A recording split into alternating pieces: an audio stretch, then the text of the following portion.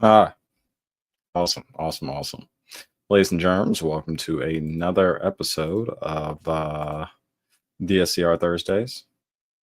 We're going to talk about some DSCR loans. Get some little tunes going on the background here because it's just too quiet for my liking.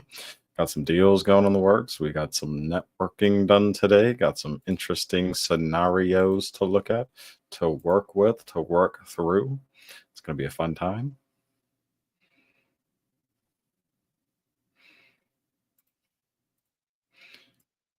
Haha. Nobody needs to know that I don't have YouTube Premium.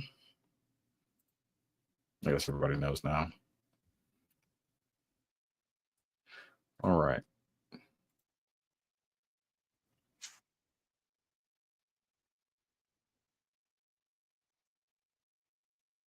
You guys are hanging out on Instagram. You can comment, YouTube link, whatever the hell you would like, and that will give you access to the YouTube stream where you can come hang out in the comments, ask questions, have a good time. I'm going to go over this. I'm going to go over and talk about some DSCR days. We're joining from last week, or you are watching this in the future. It is pretty much the same stuff that we went over in the last one. Just give an update coming in here for any Q&A questions. So let's jump in. DSCR. What the heck is it? Let me tell you. It stands for debt service coverage ratio. It is the way that you are going to be qualified for your property because these loans qualify you based off your cash flow, not your personal income.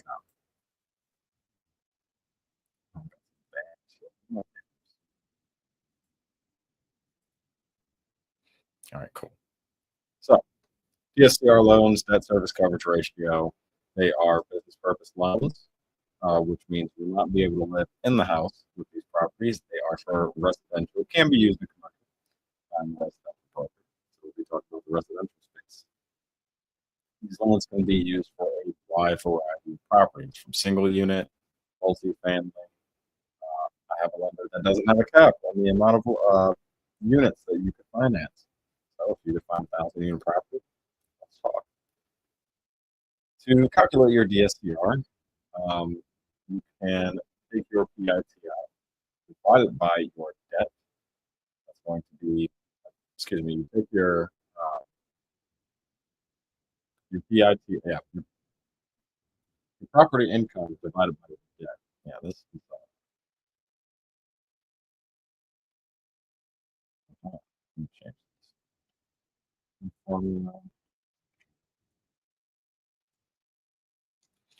Property income divided by your debt.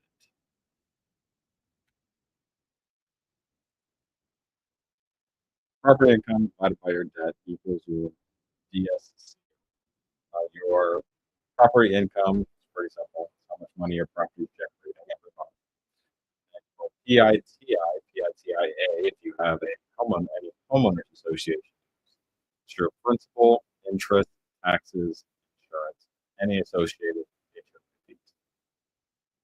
That's going to be calculated into your debt. Property income divided by your debt is going to give you a ratio. So, for example, if you have a property that cash flows $2,000 a month and your payments are $1,800 a month, you're going to have a DSC of 1.1. Now, this number here, if it is above 1, it means you have positive cash flow. If it is 1, that means you're breaking even. If it is below a 1, that means you have negative cash flow.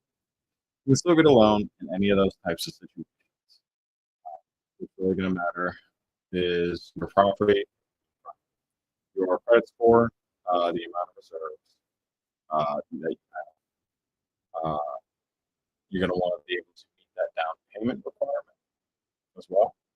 Um, and hopefully have a solid exit strategy for what you want to do with that property, especially if it's negative cash flow. There's a couple things you can do to rapidly increase your rents, but we'll get to that a little bit later.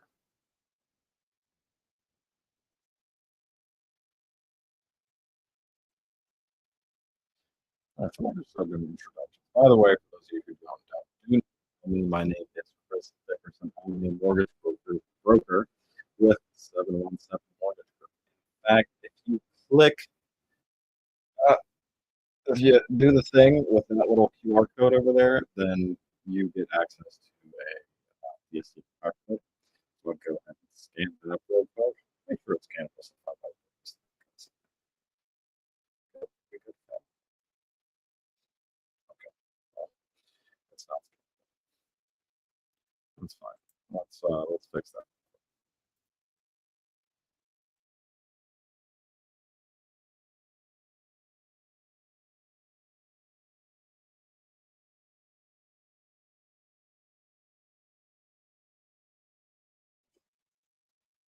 For those of you who think you have to get things perfect, you absolutely not have to get things perfect. Let's see. Is it scannable then? No, that's fine. What I'll have to do is I'll just have to make a background in Canva for it. And then it'll be scannable. And then everybody will be happy. And that's what we want. Happy people. Right? All right. So Mortgage Broker 717 Mortgage Group. We have over 40 different lenders at our shop that we work with. We are the rate shoppers for you. Um, Instead of like a normal loan officer that you would go to, you file with that, or yeah, you do your credit report with them. You pay for the credit report, whatever has you. Um, they can't take that credit report. You can't take that credit report to another bank and get started with it, but we can. We can just transfer your application, shift your application. We don't have to get fees. You don't have to get your credit done again. Um, Best part is, mid application, for some reason this loan isn't working for you. Easily pick it up, shift it to another lender. So, that being said, let's move on. Watch. DSCR loans, they are business purpose loans based on property cash flow. We talked about that a little bit. Great thing about this is there are no tax returns, no W-2s required. So with QM products, those are your more conventional homes that buyer, FHA, VA, that sort of thing. Great options for buying a house or getting into investing. But they typically have stricter credit requirements, and they're going to look at your debt to income ratio, which could be a hindrance for some people, especially if you're self-employed. They can write a lot of things off taxes, so it looks like you make less money on paper. In fact, you actually have income. That is for non-QM companies. And those are going to be your non-qualified mortgages. So think DSCR, great for investments. Bank statement loans qualify you off your bank statements, profit and loss statements, profit and loans, asset qualifiers, tons of different ways to qualify when you get to that non-QM side. So they're great for self-employed, unconventional earners. There is no cap on the amount of DSCR loans you can have. So when it comes to that conventional side, you're probably going to have about 10 loans that you can actually get for bank consider you too risky to lend to. DSCR. If you have 30 DSCR loans, it's no problem. You can have as many DSCR loans as you can use them for short-term rentals, long-term rentals, mid-term rentals, pretty much any property type up to mixed use, residential. In my case, I am a residential broker. You can also use interest-only payment options to help with the cash flow. So if you are using the burn method, you're going to flip the property, buy, rehab, finance, repeat. So you buy, you rehab, rent, you finance. Maybe you're still stabilizing the property. Interest only is going to help you do that because upfront you're going to have a lower payment cost, and on the back end, that's when the principal is going to kick in. So imagine if you had a 30-year loan, for instance. 10 years of that would be the first 10 years would be interest only. And after that, those next 20 years is where your principal would kick in. So your payment would increase at that time. But for that first 10 years, it just gives you that optimal time to be able to stabilize everything.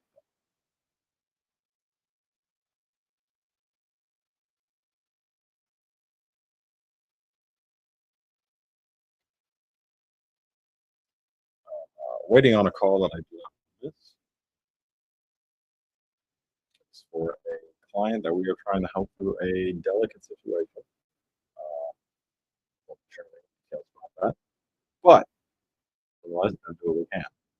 So, interest only payments, all housing types. When it comes to, so the thing about DSCR is, I think most people think about it in the capacity of a burr. So, buy, rehab, refinance, repeat. You can actually purchase a property with a DSCR loan. However, the property does need to be in rent-ready condition. So it doesn't have to just be a refinance into a DSCR loan. You can also purchase. And so when it comes to that purchase, what you're going to be looking at is going to be a market run analysis. That's going to tell you what the other properties in the area are renting for. So if you have a 3-2, your appraiser is going to look at other 3-2s in the area, see what they're renting for, and that's how they're going to determine the rent. If the property is not being rented out, it's currently being rented out, you can easily just use rents. It's a little different when it comes to short-term rentals. I always like to explain to look at short-term rentals from a longer-term perspective first, and if you have to pivot your strategy later, then you got to do what you got to do. But with that, that is also because when it comes to short-term lending, lenders typically put a 5% LTV reduction on this just because they don't receive loans. The off-season, so they have to account for those repairs. So there's just a little more volatility. That being said, lenders typically rely heavily on Air DNA scores. Air DNA, Airbnb occupancy is a feature. They're going to play a key role in even if it is.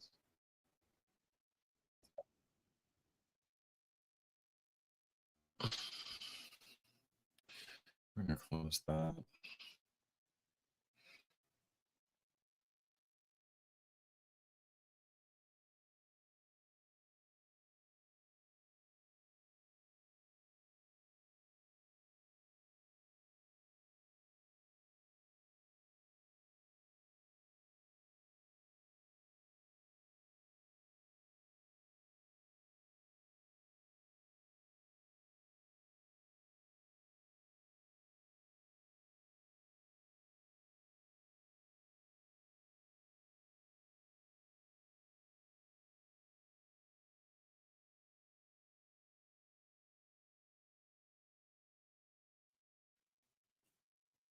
That's not good.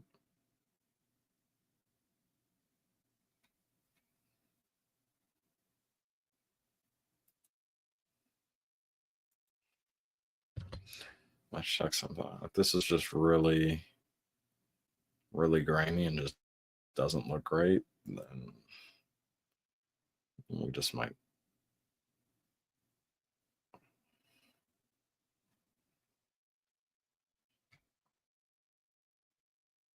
Just might cut it. Yeah, might have to because that page took way too long to load.